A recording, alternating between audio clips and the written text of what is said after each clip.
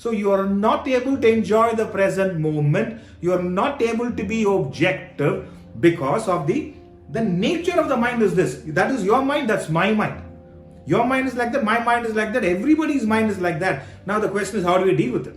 How do we deal with it?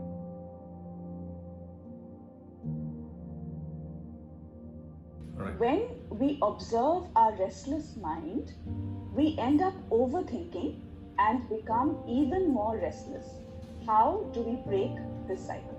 Right. How do you deal with a restless mind? How do you break that cycle? Number one, restless mind is one which belongs to a selfish, self-centered person. A selfish person, how do we define, is one who wants the world to cater to their desires, their needs all the time. And the world we are living in, Priyanka, is not designed for one person. One person. The world you are living in, the world I'm living in, all of us were living in, is not designed for one person. I'm not saying you're selfish. Any selfish person wants the world to cater to their needs, to their demands all the time. So the world is not designed for one particular person. Therefore, the mind would be restless. Now, if you can, in the Vedanta treatise book, imagine there is a cone. I tried to place the cone on its tip. There's a cone, and I try to place the cone on its tip. It can never remain static. It will fall down. So I can understand the mind is restless, and you try to control the mind, and it becomes even more restless. Due to overthinking. So you've got to understand, number one, selfishness. Number two, you are trying to control, it's like you're trying to control a child with the help of another child.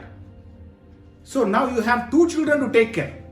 The mind is equated to a child, and you are trying to control a child with another child. It's impossible.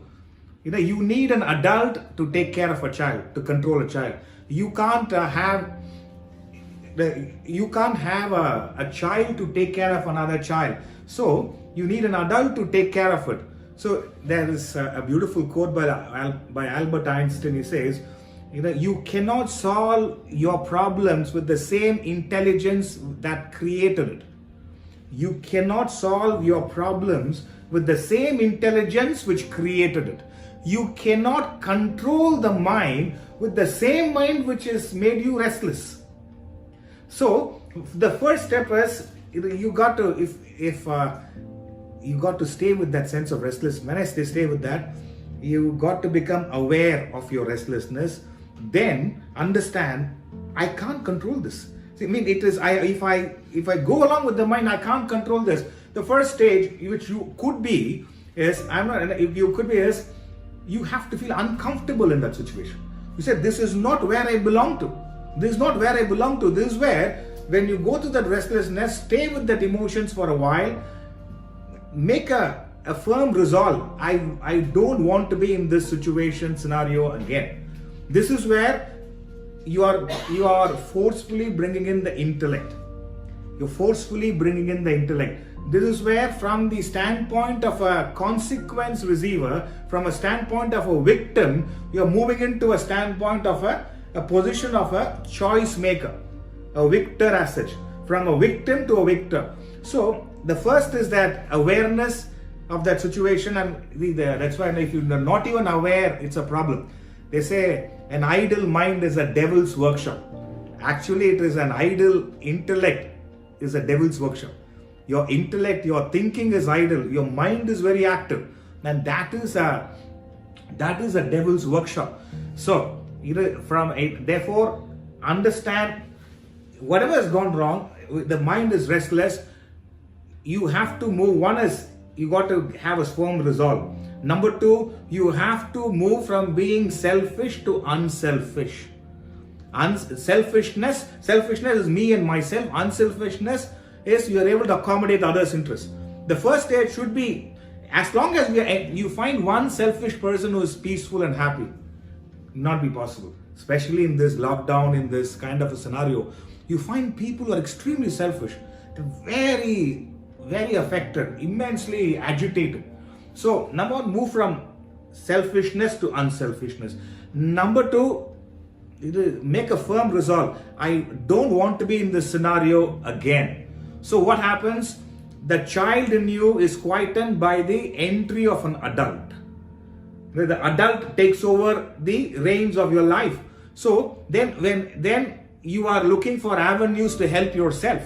So this is where either you take in knowledge in the form of lectures, books, and number two, at the end of the day, introspection is suggested. At the end of the day, you have to bring in fresh knowledge, ideas, thoughts, emotions on a daily basis to deal with the existing scenario. If all the existing thought process is enough, you are able to deal with the life. It is not enough. You need fresh ideas, fresh knowledge on a daily basis. It's like you refresh yourself. You brush your teeth every day. I hope so. Most of you brush your teeth, you take a shower. I remember whenever in England, when a person next to you, very strong perfume, then you understand the number of days they have not taken a shower. I'm joking, but so it is you refresh yourself every day, brushing teeth, taking a shower, wearing fresh clothes. You do it on a daily basis, but we don't seem to understand that our mind and intellect also needs to be refreshed. In your field of medicine, you have to refresh with fresh knowledge. Especially with technology improving on a regular basis, you need to be updated with the knowledge. So similarly, your mind and intellect, which is much more subtler. Therefore, it is number one, moving from selfishness to unselfishness, and number two, taking in fresh knowledge, fresh ideas. That's the reason that a firm resolve. The mind could be active, firm resolve. I don't want to be in this scenario again. Whatever the scenario, it could be a simple thing. You lost your temper with a colleague, or you missed out on your discipline. A simple aspect. You take a firm resolve. I don't want to be in this scenario one more time. Instead of beating yourself down, why am I doing this? Punishing yourself. Bring in the adult in your life.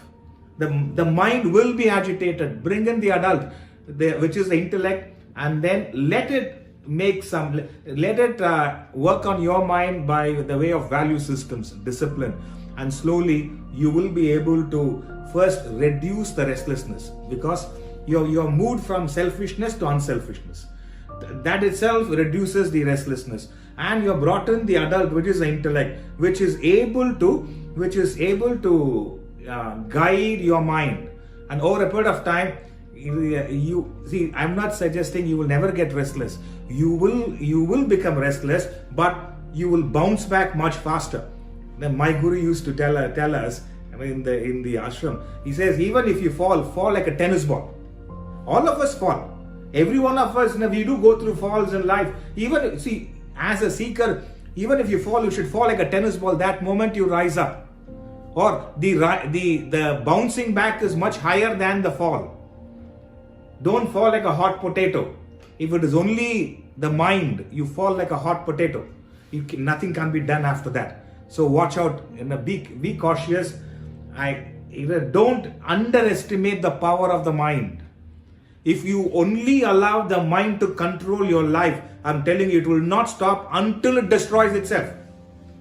Don't underestimate the power of your mind. The mind will not stop until it destroys itself. So the mind is like a child. You have to bring in the adult, which is the intellect, and by force you have to move from being self-centered to unselfish. There is no joy in being selfish. Anyone who is selfish, just observe their life. They cannot be happy. Each and everything can agitate them. Right now they could be seeing the screen and they're seeing someone else. Why is that screen like that? Why can't they keep the camera properly? You have missed out on the learning. A selfish person, it is impossible. So the more unselfish you are, the less is the disturbance of the mind.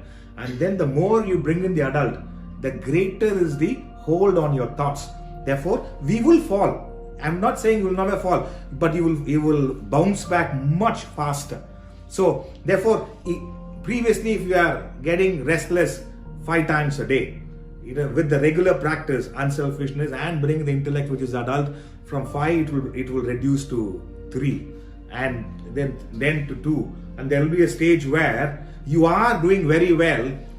There is an indicator in you, which is the intellect is quite sharp enough, which before you may get agitated, there's an indicator. There is an impulse coming in. You almost become aware of the impulse of restlessness, and this is where you have done good. This is where you have done good. So it is therefore what happens, you are almost able to deal with it even before the problem arises. So it's like it is like you being a surgeon and a patient, and dealing with a patient. It is much before this can be sorted out. You will gain that level of clarity.